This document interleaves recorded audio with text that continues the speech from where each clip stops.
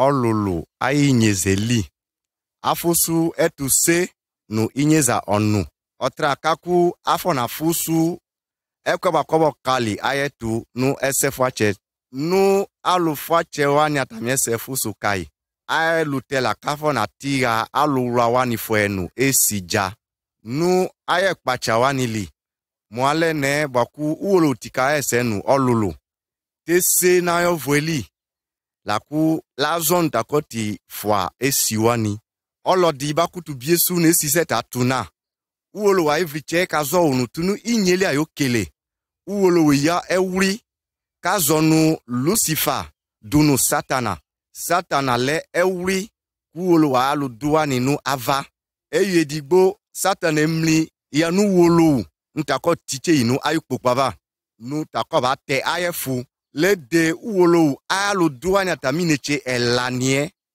kobekele awo nu uolo na alu duwani tatidu kwela be setu uolo waba satana na alu duwani kwe zuma la dubafa nu tiava otra kaku uolo wa ivle la zonu boku tie mane maku satana eziba elie bakwe muila satana ayolo dudi ni atrodu nu ivili otala na luani baku afona zoma nu mami wata edini atolodu nu ofuta wanili eku lobolobo wani edini atolodu nu alumaja wanili atala wazonu etini wani edini atolodu nu tiava atala fune idunu ena wanili nu ichuto wanili nu ilu wanili otala ku afona zonu esi wani mwale ne baku satana emlia nu uolo ula ayelu mwela ntakafusu ole wakobe yadufa nu komati ovawonu uolo ayelu tenu eseme yimeilila la kala dinati fwa satana nudu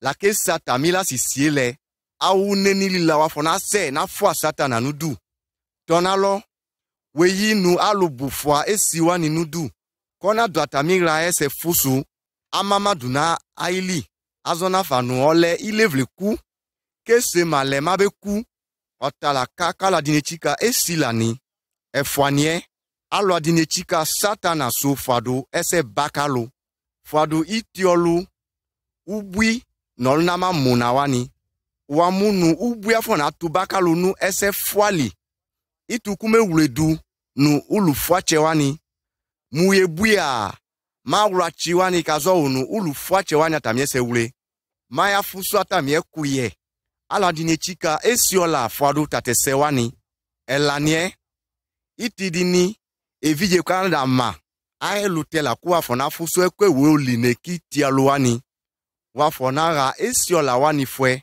nu emeku olifa muamata tevije la ole didikai nukoba atatu esie ayavuche na duame mobeku enanie awelu mwe ntate vije kozinye koba bechika olubedi eche otala kaku afonamu esiola wani nuke yadu nu awe vije wani atamisuku orali etunie muwu usivliluwa nu ara nuluna wani nu posolo gbeli la wafona tenu nitidini abakutule eku kaunu usili nu awoluna wani li kabo bia awoluna wani otala kaku afonamu esiola wani kekele ku kau yoline ku alufache wani tateseli wechi kedigwe keleni nesiola wa yanu wolo ewlunie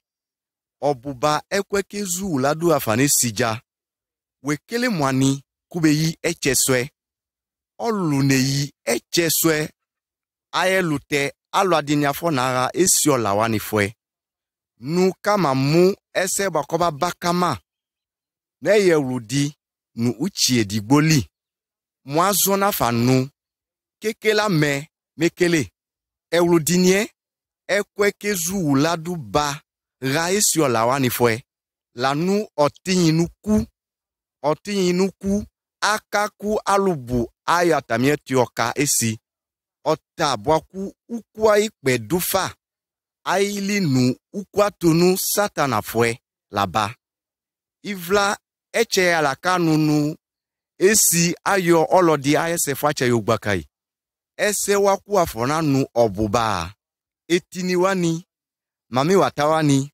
esi wani kazo nu wekele ese binafa ayelute kafo wudila bi kabe sewuladu netuluyala menu kukame kuye awovle fiwa owro wani itukpa wani amu esi ebaku awona avuchea otala lenoluwuni aposwadulo di nu olie bako kati ukula la aladu ayufietwe no wava watinyinuku kuwala wonu olie fobaku ukudu ese kwese tuba uwolo aelimweli lewurefudu leku satana nu alwani kafwai nidu tate fuela nu ivuna matamatali alwani kafwa satana nidu emia atalabara ivu matamata eli efela kabamu uwolo wa elimu matamata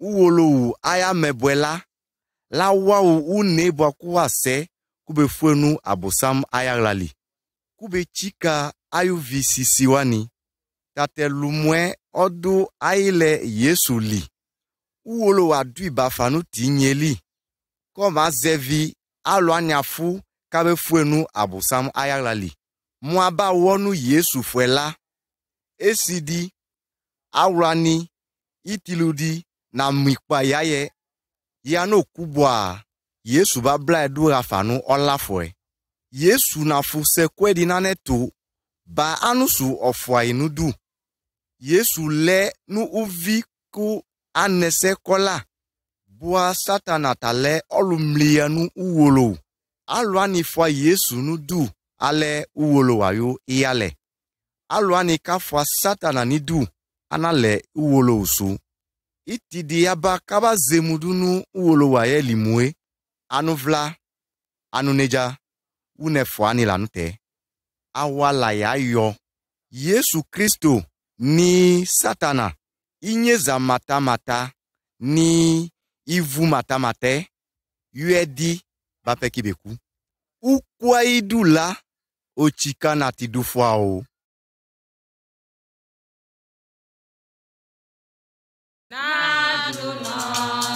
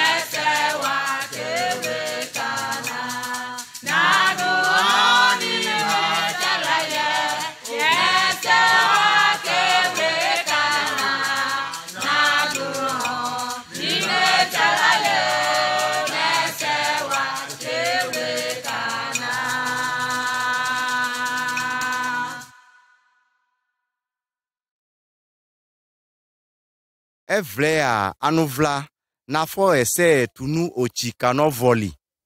Uwolo wazonu ki chika tunu ese facha yuneva. Tazonu ki zo ane murise wani. Nu olo sili.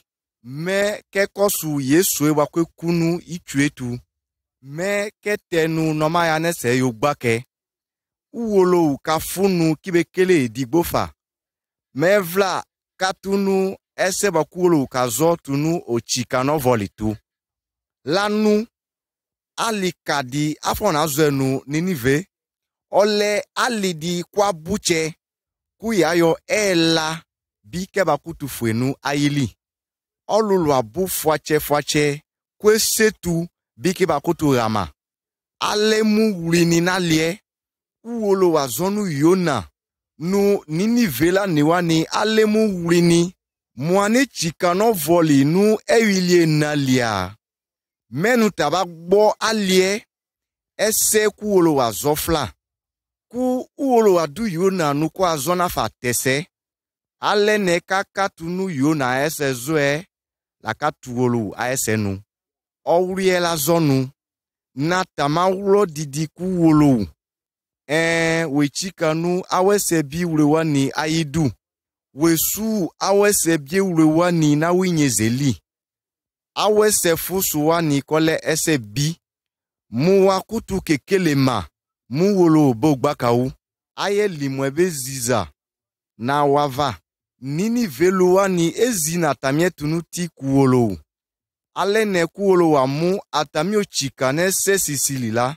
Uwolo wa zemudu na tamie se sisi ko dovoli kama. Kwa yo gbakama. Biku Yesu kwa viana chedunu ayolu na wani. Uwolo wa ayolo di osami kazwenu Jean Baptiste. Kobara uwolo use. Azonu aladini na lesemuni mu owoswe. Tazona luwani nukechi kanata minyeza fwache wani du. Etu ple osanunale. Omudunuti nese bora. Abaya tamye se fwache wani yozonu wolo. Mwazwe se sisi nuwolo la. Kanu atamyoji. Obe atamyo se fwache wani yogbakama. Efwe dini Yesu arese nu loli.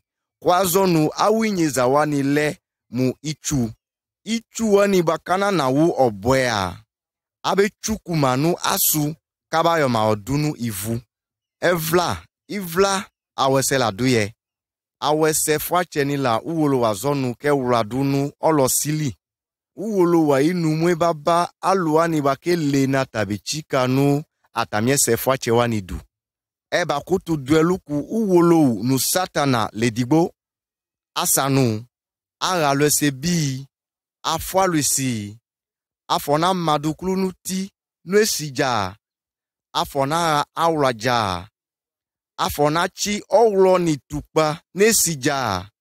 Uwolo wazonu kezo anesefwa chowlewani nu ovo ogboli. Me kosu Yesu waka kpwedunu ichwetu. La yaye sefwa yochenuti kwa yo anesefwa chewani yogbake.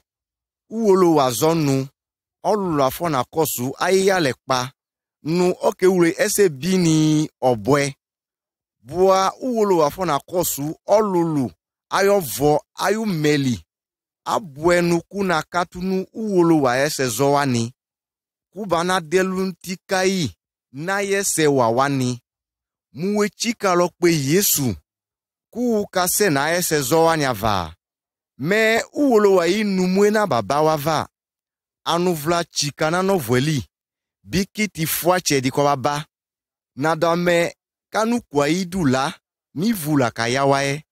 Otala neseku uwolo wesile. Nutakoba onyotu kalwani bakane senaye sewanyava. Tune mie une efwa elante yo edieba kwa boye.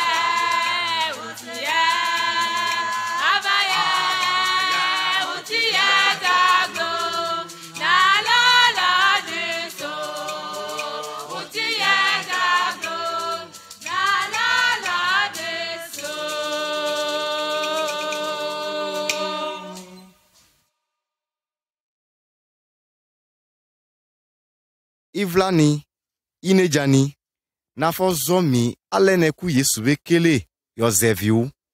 Uvi osi nu uvi uluvi kuolo. Mianu aleneka esetunu Yesu ayi nyezetu. Evla nafo esetunu ayukwetu kami. Aleneku Yesu azanu tiava beli. Lazonu ayalufwa iniduwani nu. Olodi na makutu zevia ninyeze. Uwolo wakani kpa nuni ya ninyeze yoka.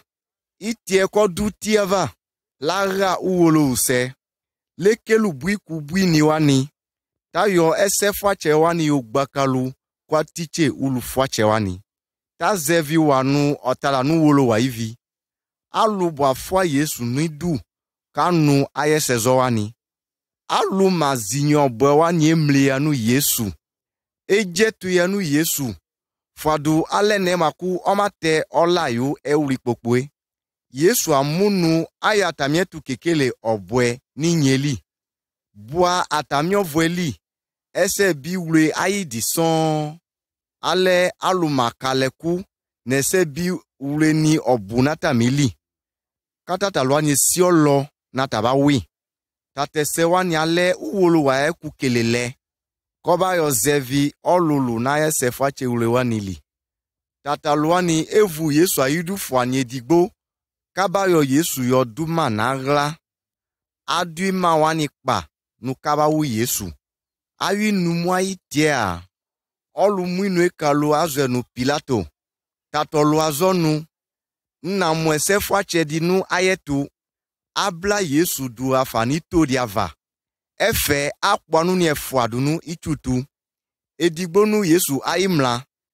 Edigbonu Yesu aina. Tatesela bainu idikadi. Iti ijone fuanie. Lechika igli yesinu iti elanie. Yesu awulo didi esewanya baili. Yesu kutiegli du dididi. Awo vie koka susifa la zonu. Ese sisi tuviele uolo wayuvi. Mwani kuolo wayuvi bakutuku. Ayira yo nado la kweku. Uolo la yue nutate senu.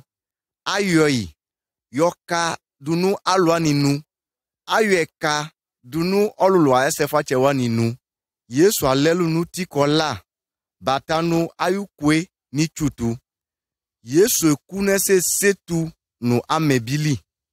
Alubwa moi. Amai nu olukuto dili. Agbotwenu enadili. Yesu neki otweli le oluku. Eye lanie na yukwa idua. Asidini aba na takabe ule ayitukwedu. Atami oyuefea. Azemudu nene wakayo liotwe natidu ayava. Nute yo otwelia. Amu uolwa yoludu efwa. Asiwani atinyi kwana bwe. Bua uolwa yoludu wani azona fanu kafa tinyime. Nuka zetudu. Yesu eba kumi kafusu no twelila. Natideme. Lemlina lukuanili. Miamwinu itidi. Ayidwe. Asiwani amu Yesu olo. Alo bu dinibiamwi olo. Ukwa ikpa na kutuzele. Ayilinu onekele sefwa chedi. Yesu uwolo wa yuvie la tikpanu uku. Yesu efio ukwa ikpa Kute bia satana ikpa Yesu azi awe sefwa che juani. Tuna ikweli. Bikuba mwetu do. Tekelota. Tunu ayo fwa weseli. Lamunu ubakutu ziju. Na we sefwa che wani elute. Awe se bwe ulewa ninesi oma zeviwu. Yesu etue ayo vlo lietwe nuti fwaduwu. Otala na vitakpo bwe kuolo wafu. A vitakpo bwe dinadu ba Yesu swe. Uolo uba temi mumia tenu. Kumia ya mio vwe yoka Yesu. Ivlani, inejani, iyuedi, nuolo wa eseli, evla. Ese sisi wolo wabwe. Ese sisi wolo wabwe. Ayelute ikakuya lapo. Yokai ese sisi wolo wabwe. Ayelute ikakuya lapo. Yokai ese sisi wolo wabwe. Hallelujah. Ese sisi wolo wabwe. Wolo wabwe. Ese sisi wolo wabwe. Oh, ayelute ikakuya lapo. Yokai ese sisi wolo wabwe. Oh, ayelute ikakuya lapo. Yokai ese sisi wolo wabwe. Hallelujah. Ese sisi wolo wabwe. Anu wolo we. Ese sisi wolo wabwe. Wolo we. Ayelute ikakuya lapo. Yokai ese sisi wolo wabwe. Oh, ayelute ikakuya lapo. Yokai ese sisi wolo wabwe. Wolo wabwe. Ese sisi wolo wabwe. Abwe. Ese sisi wolo wabwe. Oh, ayelute ikakuya lapo. Yokai ese sisi wolo wabwe. Oh, ayelute ikakuya kuyalapo yokai esesisi wolowa hallelujah esesisi wolowa wolowa bwe esesisi wolowa bwe yo ayelute ikakuyalapo yokai esesisi wolowa bwe ayelute ikakuyalapo yokai esesisi wolowa bwe.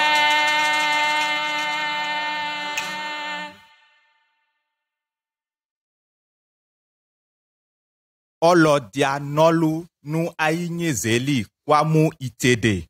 Kwa dodonu koma chi udunu. Kwevu ekuwani wakoma chi udunwe.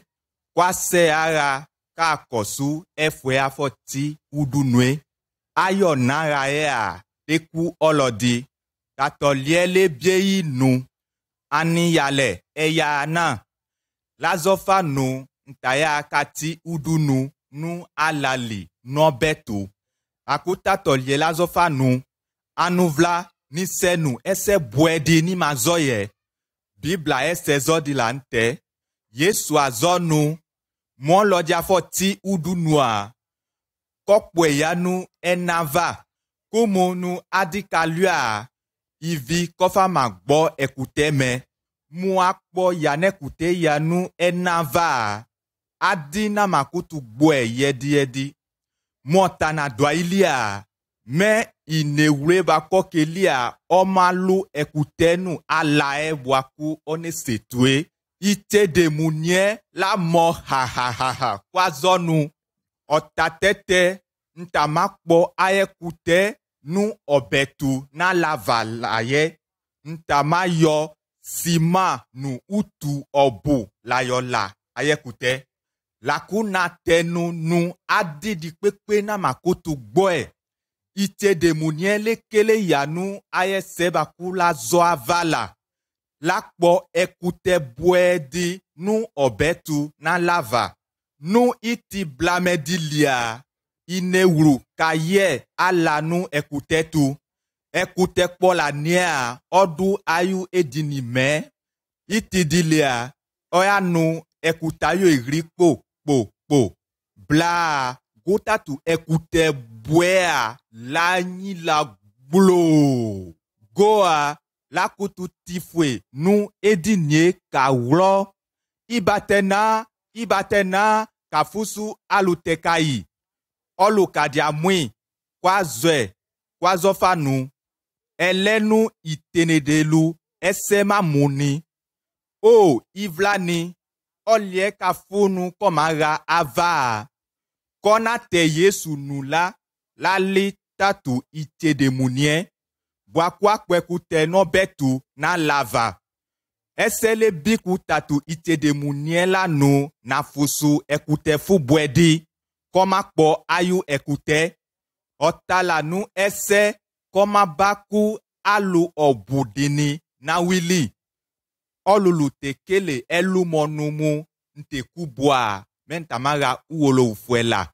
Bwa unanafuso nuku kpo au inyeza kutenu Yesu ava nu inyeli. Une edigbo la do yora ava. Otala nu Yesu aidi uolo wayo kau nu tu tiava. Aidigbo la nu enabuche. Bibla englole nu. Uolo wana inyeze. Kwa yo aile edigwe yo sami. Kumu oliebwaku la tenu kwa. Ona meku bwa omazinye mata. Ivla ate Yesu. Ewledu ku inyeza mata mu uwolowe bienu ke yo anu ejwe yo kaimwa. Te Yesu nu biku iti ofwate koma baba. Kele ayava tunemie koba ili.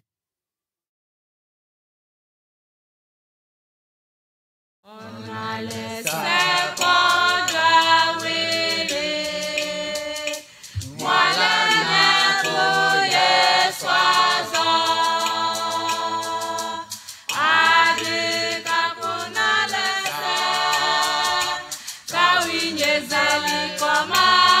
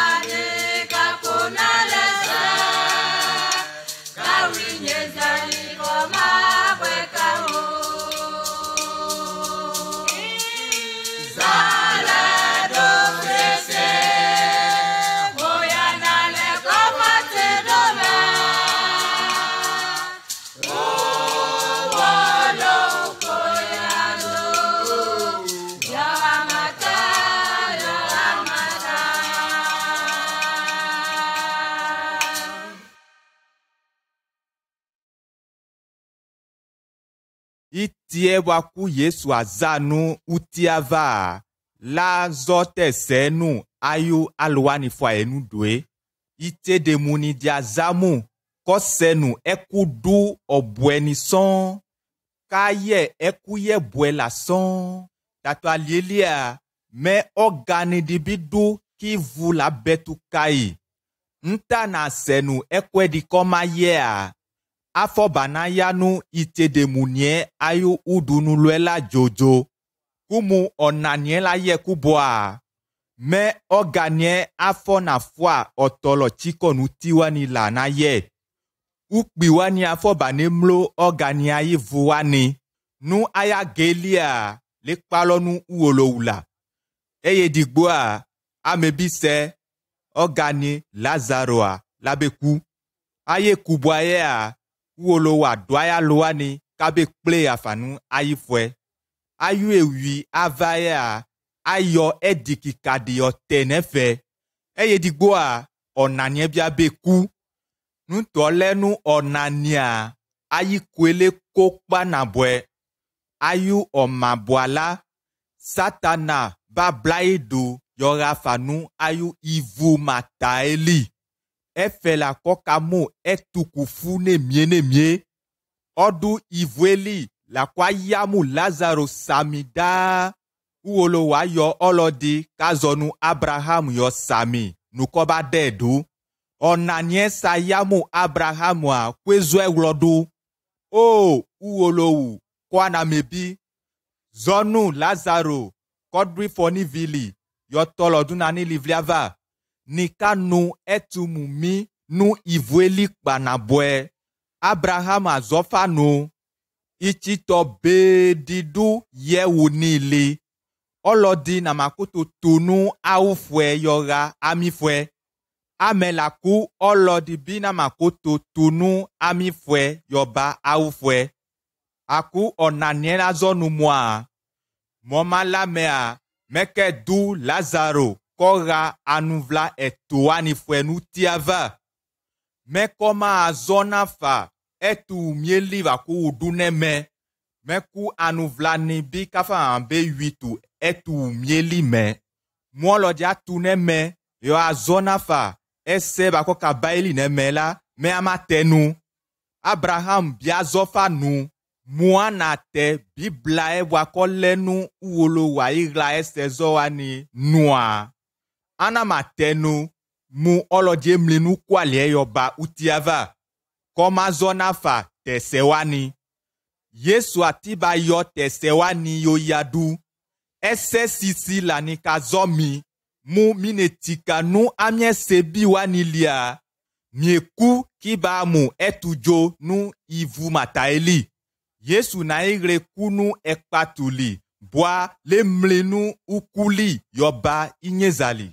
Laku evla odu inyeza mataeli nu uolo ufwe nava. Oliebwa koma fwa inudu. Koma ze ayesewa ni dunagra. Me oma zevi. Bibla zonu ese biayi jozi la nu uku. Ukwe baku Bibla kaese tunae tuela nu ivu mataeli. Yesu makutu yo tika olulu ofi kosenu ovo ofi. Muwana fwa inudu. Falemu tatu onanie wakua la yo ainyeze ya lweludunu ivu lime. Na dunu ayu itede omwela kaku laga ivu mataeli. Laga ivu mataeli fwadu ayu ole ntama fwa Yesu nudu ela. Mu oganie bele ntana mafwa Yesu nudu la motabe baga ivu mataeli la. Ye baku ekakatunu tese zoela. Elu bweti duye nteti dwinye zeli. Yakoto fusu efwe baku yase bike meku. Tu inyeze le gboloku. Boa inyeze nu ukwa idua la nuli. Eyi nu olie wakolenu esemunia. Otala nu olie waku nu ayi levilia. Moke ure ayu ude yuedu. Otala nu oluure ichededu nu okpekutenile. Nu onatu aye viwani obwe. Ivla ineja awu ekpoko la maduye mu esenu ichede obu. Bwa kemeku kemaga ivu matali. Polonu yani nyeze.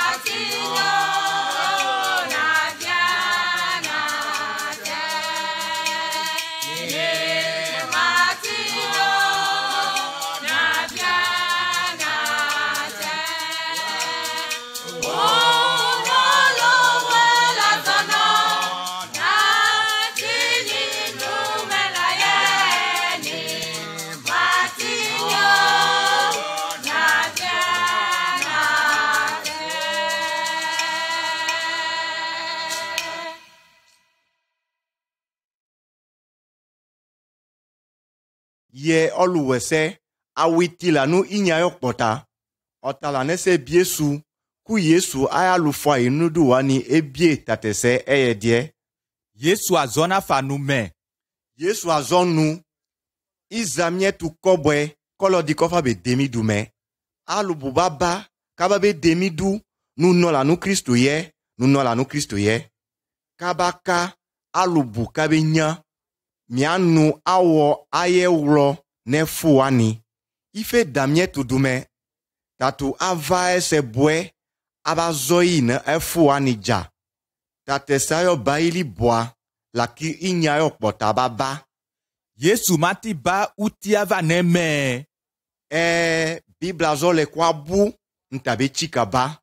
Boa, Bibla ese zole wani anwe yue.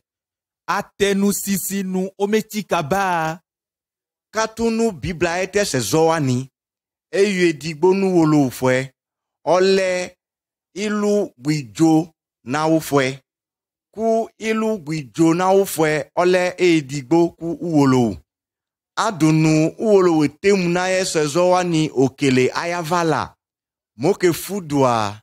Moka funu ese bi uleluwa kechi kanata mi ese biwa nyava. Me kaba zevi mati. Uwolo unafu ese fache uleni ayuku. Me Yesu metika ba gagata. Obechikaba. Boa olodine yi eyuye. Boa kumobechikaba. Me oba bla aluani ke uledule rafanava. Me fea abazinye mata no edili. Aye lutela ku Bibla zonu ke uletudu. Du olodina mu itie baku Yesu bechikaba. Obechikaba ni itie baku olodi kpekpe na yemudu. Yesu mati bekele ese ubene nu itie bakometika ba Oba nyutu kalwani kana fwa inudu. Me oba ziju kalwani ka fwa inudu. Tatesewanya yi dwela oma yeuri yanu tiava. Oma ziju mwani kalwani fwa inudwe. Yesu azonu adaluani ja. Kaka zonu Yesu la abamu euridunwe. Me aluani baka kekele yanu Yesu a ese ava. La mamu euridunwe. Mu olodi ne chika ma ayetu ofia. Mena mamu euridunwe. Yesu ba kosu alu edine diaoluna. Seni vuli. Molo diaoluna le kila. Oba te aijuozi. Mu ivoale olodi ayoluna. Namate iju zidi. Aluani atamioluna ivuna lemwa. Abate sika koto. Kune uledu mwani na yo baba Esewe na ladu kemekele. Lutu kobwe. Tonaloa. Ya zemudu nutale ese fache uleni. Mweka zona netu nu ese fache na duanilia. Meka du uwolo ayala. Efwania. Yinu Yesu ayi di la mazevie. Elanie. Yaba Yesu ayavuche. Ba duera. Nu yanu esefwache. Wanya lute. Enania. Yafusu chochi obwe. Koka wese nu biblali. Koka pavita nu lu obweli. Me kenara efe. Aha, na nu aili chele nu olie waku Yesu na dwa ilia melenya.